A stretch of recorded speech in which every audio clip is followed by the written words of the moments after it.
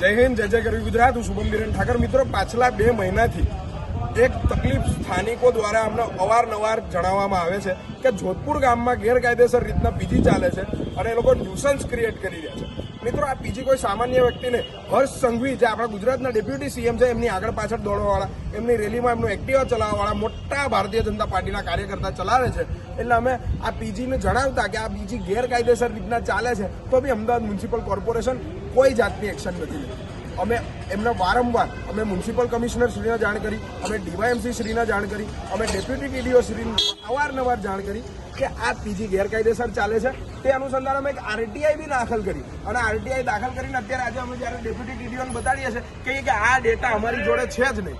હવે અમદાવાદ મ્યુનિસિપલ કોર્પોરેશનના અધિકારીઓ જોડે અમદાવાદ મ્યુનિસિપલ કોર્પોરેશનનો ડેટા નથી, આ એવું લાગે છે. એટલે અમે એક જ વસ્તુ કહી છું, દિન 7માં આ જોધપુર ગામમાં ચાલતા ગેરકાયદેસર PG, SB house, MG house, RR girls home PG, Sheetal Varsha કોમ્પ્લેક્સમાં ચાલતું અરહમ ગર્લ્સ પીજી ઉપર સીલ નહીં વાગી તો અમે આ કચેરીનો ઘેરાવ કરશું, ગાંધી ચિંતા માર્ગે આંદોલન કરશું.